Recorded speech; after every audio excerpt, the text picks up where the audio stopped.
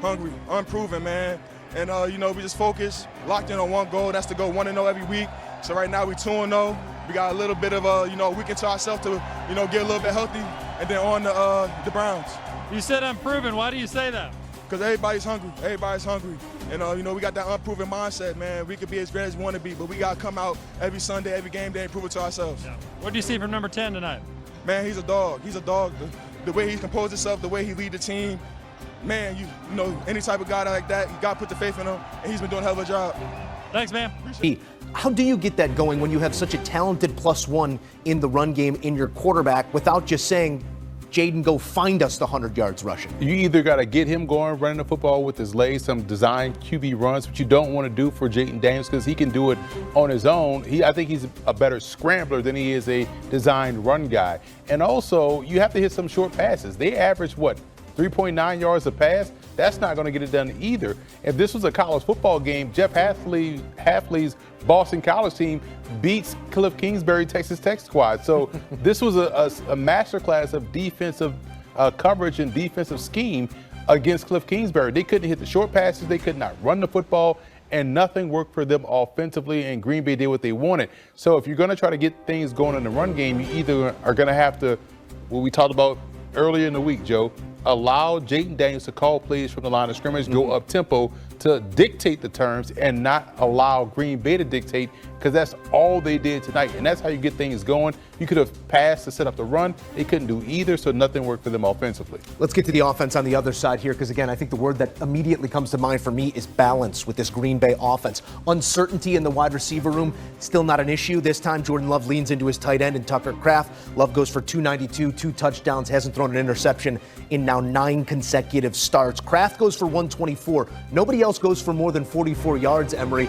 How do you make sense of this passing attack? It was obviously plenty, but how much does the tight end unlock things in this version of the Green Bay Packers? When you have a good tight end that can get open and make plays like that, it makes you difficult to defend as a whole offensively, because now you kind of shrink the field to where everything on the outside starts to work. They went on 2 90-plus yard drives. That right there allowed them to get into any kind of groove they want to get into. And when you have 2 tight ends like they have, they were able to really balance the offense out. They got inside the red zone. There was 3 or 4 inside the red zone. That's why they were able to come away with those, or pay off those long 90-plus yard drives. So when you have a Tucker Kraft, and now next week's opponent is going to come in and try to game plan for him, well, guess who's going to eat? These receivers out on the perimeter. So when they have these healthy weapons like B-Mac talked about, if they're out there healthy on the perimeter, we saw Savion Williams get a touch and, show some creativity. That's something to keep your eye on down the line, along with the efficient running game. So they haven't been explosive yet, but they were pretty doggone consistent, which got them to win. And see, that's the luxury that Matt LaFleur has in the midst of his offense when you talk about the passing game. It's not like they're Destiny Child where you just have Beyonce and that's it. No, they're like New Edition, where any given time someone can be the lead singer for that particular song and they can still do numbers. So tonight, it was Tucker Kraft. Next week, it could be Matthew Golden. Who knows? But that's a great luxury to have, because they have so many guys at any given moment. They can take that mic and go ahead and bring the song in, take it all the way home, and have all of us dancing from start to finish. And guess who was the lead singer tonight? It was Tucker Kraft, and he did a great job. Man, make sure you go get some cheese and wine. Where they going to have to cool it now, though? It's those 10 penalties for 77 yards. You just wanted to get I wanted to get that reference in there. He brought up New Edition. I had to get that reference in. I wasn't going to stand for the disrespect of Kelly Rowland, but we do have a show to do. So maybe let's go like this. If Week 1 was their hit single, the Green Bay Packers, this was a follow-up album, and it's been a statement made in each one of these instances. The Lions in Week 1 to say, North runs through us, and then what we thought preseason would be an NFC contender in the Washington Commanders, and they handle them with little issue either, Mac. What sort of statement do you take away from this first 2 weeks of the season, this first 10 days of the season for the Green Bay Packers? They're opening a lot of eyes in the National Football League.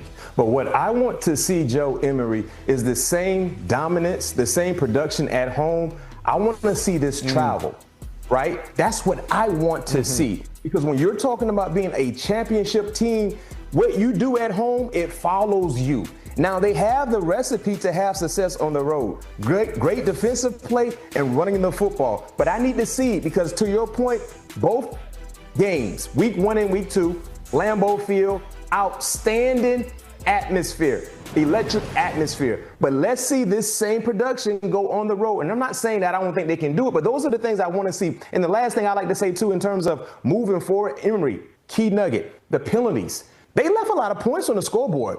They left a lot of points on the scoreboard. It seems like at times they kind of start playing with their food. Luckily, they got a great defense that was able to bail the offense out in moments because of penalties. But when they're playing against a better collective team that has legit championship aspirations with veteran experience in the backfield throughout their playmaker positions, those things can really come back to haunt you. But right now, in 2 weeks of play, the NFC North, I understand there's still a lot of football left to be played, but it seems like Green Bay, they're starting to state their claim to be the kings of the North in the NFC. It's funny because if we're looking at this from the preseason perspective, we were looking at the Lions and Commanders as two potential playoff teams to get back in there, right? So we saw them take care of business there.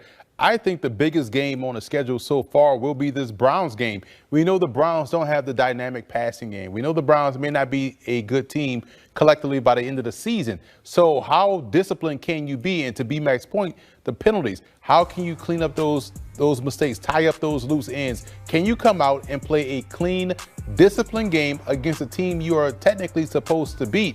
And that's going to be what we're going to watch for. We'll learn a lot more about what lies ahead for Green Bay long term with how they handle week 3, because you could be sitting up there resting on your laurels after beating both last year's playoff participants. But if you come out there and lay an egg versus the Browns, therein lies, well, we can't trust you until you prove otherwise. A couple of points well taken there. Let's see it on the road now. Let's see how you respond to a matchup where you're likely going to be once again favored, but that is 2 wins against teams that totaled 27 wins a season ago in the Lions and in the Commanders, each one of them reaching the NFC title game over the last 2 years, exactly where Green Bay is trying to get back to. A lot of work between now and then, but these first couple work samples have been pretty sharp. If Green Bay's making us say, wow, maybe Washington's making us say, after this one, even the win in week 1 over the Giants, they spent about 2 hours pushing their food around. You walk away with what level of concern from this road loss for Washington? Washington doesn't have any explosiveness. They lack the explosiveness they had last year. And a lot of that was Jayden Daniels being Jayden Daniels in critical moments, right? But when you look at individual talents around him, you're saying, okay, well, who are the threats? Who are the vertical threats?